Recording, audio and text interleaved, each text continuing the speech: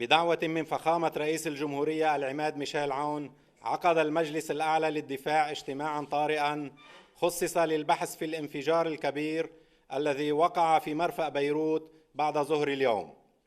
حضر الاجتماع دولة رئيس مجلس الوزراء ووزراء الدفاع والداخلية والمالية والخارجية والاقتصاد والتجارة والأشغال العامة والنقل ومدعي عام التمييز وقادة الأجهزة الأمنية والعسكرية ومدراء المخابرات فيها والمدير العام لرئاسة الجمهورية والأمين العام لمجلس الأعلى للدفاع ورئيس المجلس الأعلى للجمارك والمدير العام للجمارك ومعاون مفوض الحكومة لدى المحكمة العسكرية ومحافظ بيروت ورئيس مرفأ بيروت والأمين العام للهيئة العليا للإغاثة والمدير العام للدفاع المدني، كما حضر المستشار الأمني والعسكري لفخامة الرئيس.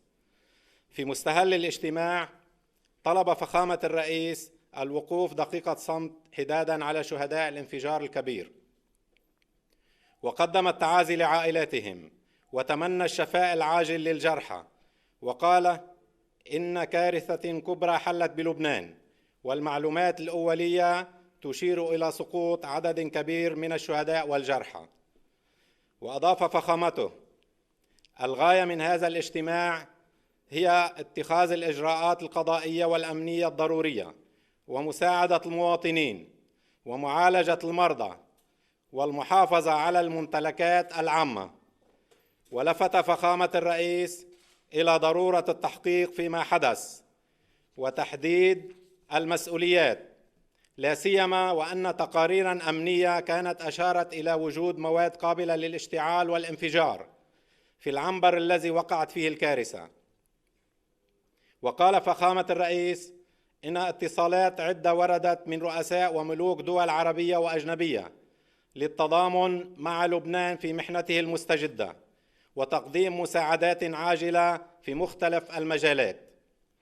ثم تحدث دولة الرئيس معزياً بالشهداء ومتمنياً للجرحى الشفاء العاجل، داعياً إلى تشكيل لجنة تحقيق تصدر نتائج تحقيقاتها خلال 48 ساعة وتحديد المسؤولية.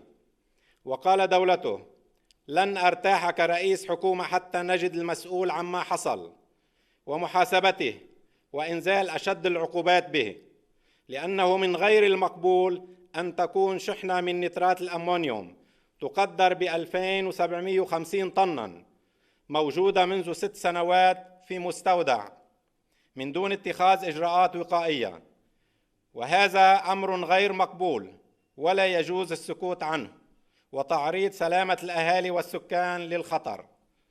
وأكد دولة الرئيس على ضرورة إعلان حالة الطوارئ في العاصمة لمدة 2 أسبوع قابلة للتجديد. وبعد التداول وعرض التقارير التي أعدتها الأجهزة المختصة حول الكارثة، قرر المجلس الأعلى للدفاع رفع التوصيات الآتية إلى مجلس الوزراء: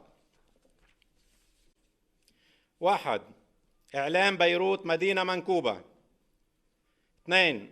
استناداً إلى المادة 3 من قانون الدفاع رقم 102 والمواد 1 2 3 4 من المرسوم الاشتراعي رقم 52 تاريخ 5/8/1968 إعلان حالة الطوارئ في مدينة بيروت لمدة 2 أسبوع، أي من 4/8/2020 لغاية 18/8/2020. وتمارس السلطات المختصة الصلاحيات المنصوص عنها في المرسوم الاشتراعي رقم 52/1968. كما وبالاستناد إلى المادة 3 من هذا المرسوم الاشتراعي تتولى فوراً السلطة العسكرية العليا صلاحية المحافظة على الأمن، وتوضع تحت تصرفها جميع القوى المسلحة بما فيها قوى الأمن الداخلي والأمن العام والجمارك ورجال القوى المسلحة في الموانئ والمطارات وفي وحدات الحراسة المسلحة ومفارزها بما فيها رجال الإطفاء.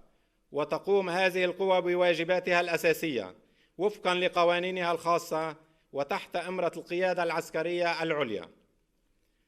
كما تختار السلطة العسكرية العليا بقرار بعض العناصر من هذه القوى لتكليفها بمهام خاصة تتعلق بعمليات الأمن وحراسة النقاط الحساسة وعمليات الإنقاذ. 3. تكليف لجنة تحقيق بالأسباب التي أدت إلى وقوع هذه الكارثة على أن ترفع نتيجة التحقيقات إلى المراجع القضائية المختصة في مهلة أقصاها 5 أيام من تاريخه، على أن تتخذ أقصى درجات العقوبات بحق المسؤولين. 4. تخصيص اعتمادات للمستشفيات لتغطية النفقات الاستشفائية للجرحى. 5. دفع التعويضات اللازمة لعائلات الشهداء. 6.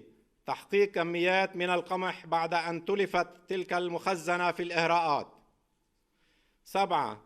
تجهيز مرفأ طرابلس لتأمين العمليات التجارية من استيراد وتصدير. 8. تشكيل خلية أزمة لمتابعة تداعيات هذه الكارثة على الصعد كافة. 9. حصر بيع الطحين للأفران. 10. تكليف الهيئة العليا للإغاثة مسح الأضرار بالتنسيق مع الجيش اللبناني. 11. التواصل مع جميع الدول وسفاراتها لتأمين المساعدات والهبات اللازمة وإنشاء صندوق خاص لهذه الغاية. 12. تكليف الهيئة العليا للإغاثة تأمين إيواء العائلات التي لم تعد منازلها صالحة للسكن، والتواصل مع وزارة التربية لفتح المدارس لاستقبال هذه العائلات. 13. وضع آلية لاستيراد الزجاج وضبط أسعار المواد التي تستعمل في ترميم الأضرار. وقرر فخامة الرئيس تحرير الاعتماد الاستثنائي المنصوص عنه في المادة 85 من الدستور وفي موازنة العام 2020، والذي يبلغ 100 مليار ليرة لبنانية يخصص لظروف استثنائية وطارئة. كما أعلن دولة الرئيس الحداد الوطني والإقفال لمدة 3 أيام. شكرا. لجنة التحقيق يعني بتعطي النتيجة مدة أقصاها 5 أيام.